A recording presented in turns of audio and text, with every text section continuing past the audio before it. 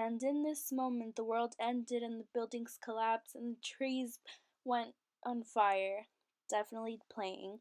Uh, I lost Wi Fi, so there might be a difference in audio, but that doesn't mean the conversation and discussion ended. So please continue to enjoy. Now, here we go on to part 3. So, the first quote says, I don't want that marriage, so at the first opportunity tomorrow you must refuse Lutzen, so that you may never hear his name again. And that one's associated with men are unique, conflicting elements.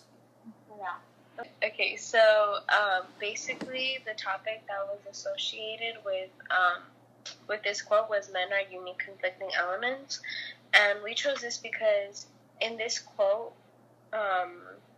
Raskolnikov, I don't know how to say his name, but yeah, so he didn't want his sister, or he didn't want Donia, he didn't want her to marry this man, and so he was a conflicting element. He was the one that was kind of preventing her from marrying him because he told her that she had to refuse him, and she's like over here saying like no, like this would be good, like marrying him would be good, but Raskolnikov, he doesn't want that to happen, so he's technically the conflicting element. Yeah, no, like you are right, but I think like all of the men, not all men, but Lutzen and Raskolnikov are being conflicting elements with each other, especially because they refuse to see the other one's viewpoint, and they only want they want to fix the problem so that it benefits themselves. And but except Raskolnikov, even though the situation, the marriage would have benefited him, he didn't want to take the money. Like he didn't want his sister to marry him just because of the money. And he's kind of a conflicting element because he asks for money from his mom, but when his sister's marrying someone so that way he can get a better job opportunity so he could get money, he refuses it. So I think that's why he's like a conflicting element, because he's indecisive. Like they don't, well, not indecisive, like, but he's making it harder. I think this grows the plot of the story. Him being so conflicted within himself, it adds on, adding more depth into the story as to why she shouldn't marry the man, why it's wrong to marry him, because he becomes more and more conflicted, not allowing for the other people in the story to maybe fully develop, and conflicting them into, new thoughts and, I guess, a stall in their progression. He wants like things to get done, but he wants it to get done in the way that is more convenient for himself. Yeah. He doesn't want to like in his own way. Yeah, he's trying to look out for his family, but he's making it more complicated for them. Yeah, he doesn't realize that by like wanting to look out for his family, he's kind of like, I guess, okay, he wants things, but done a certain way. He wants money for him. Well, not money for himself, but he needs money, and he also wants money. But the thing is, he's not willing to sacrifice or allow his sisters to sacrifice what they need to sacrifice to be able to provide that for him. But yet he still wants it. So I feel that, if you want something, you have to be willing to make that sacrifice. Or, I mean, at least do it yourself. At least find a way to get money yourself, which he's not really doing himself. He's kind of mostly depending on his family. Yeah. And even when they're willing to do whatever it takes, he doesn't want them to do that. So Yeah. he is like basically conflicted in that area. Yeah. So. I agree with both Julie and Christy, because it is Junia's choice to marry this man. It's her own sacrifice, and he's conflicting her, putting these ideas, telling her, no, don't do this for me, do this for yourself. No, don't do it at all. I'm sorry. But she's thinking, farther ahead. She's thinking of another future, and he's conflicting on that end. And then towards the other end, where he does want money, but he doesn't go out for it. He conflicts himself. He's conflicted within himself, maybe mentally, or he isn't stable or strong enough, but he is able to complain. So he is conflicting on both ends. So the next quote is a little more and their companionship. This this mother and this sister with him after 3 years of absence, this intimate tone of conversation in face of the utter impossibility of really speaking about anything would have been beyond his power of endurance. So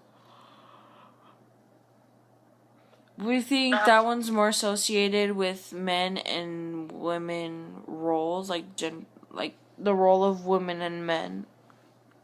Yeah, and I would say that because he kind of so even though he isolates himself from like the whole world, he still has this kind of connection with his family, with his sisters and his mom. And even though he hasn't talked to them in a while, he still like has that connection that doesn't fade away. And that's like, I would say that that's like a bond that he has with them. Mm-hmm. And it's like, even though he's the man, his family, his sisters, his mother, they're always looking out for him. So Yeah. I guess they've kind of taken it upon themselves to kind of be that role, like that male role, I guess, that, I guess, dominant role in the family, Mm-hmm. to support him, to be able to support him, when it should honestly be the other way around. It should be him supporting them.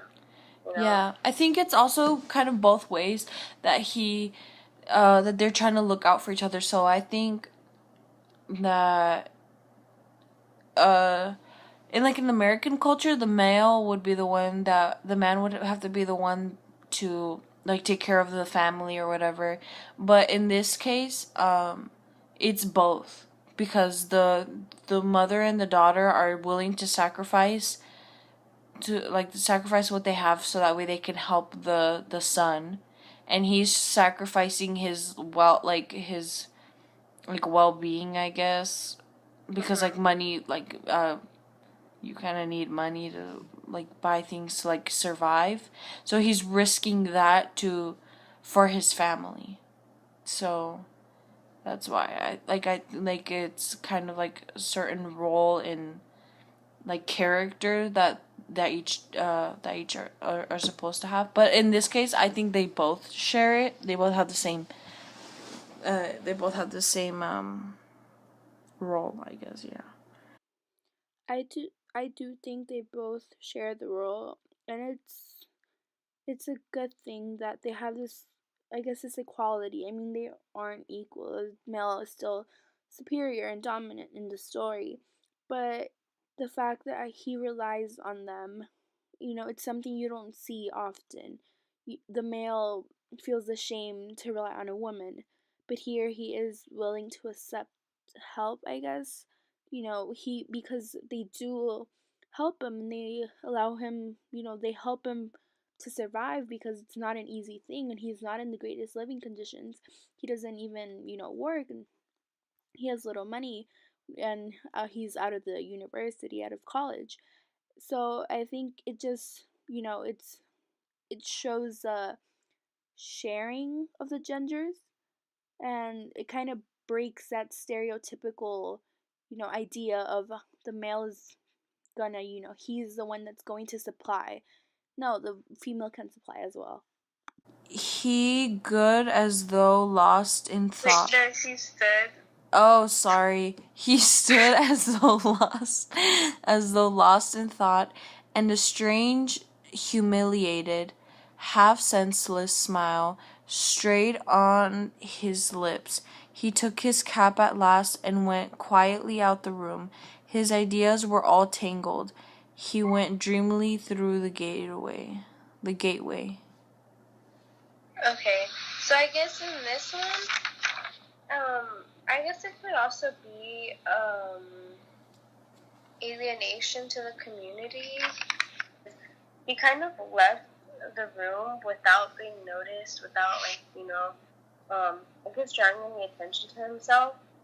And, people didn't notice when he left. He kind of just, like, left, I guess, being unseen.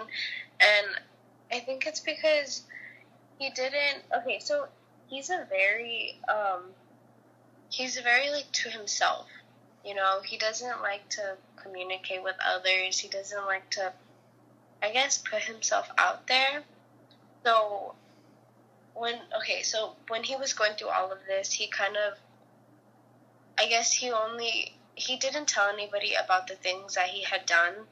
So he kind of held that in, and I guess because of those things that he had done, it kind of, I guess, built up inside of him. And he would, like, I guess, he would just, like, think about it, but he wouldn't talk to anybody about it because of the type of person he was. He wasn't the type of person to talk to anyone, to communicate with anybody, because he liked to keep to himself. Because he was very different from everyone else. His views, morality, was completely different from anyone else. I mean, he killed somebody thinking that he was doing good for others, for the society. He thought that he was doing them a favor, when in reality, like, murdering, that's something that's very wrong, and it should never be considered as being okay, no matter how bad this person is, because they're still a human. That's the end for part 3. Tune in next time.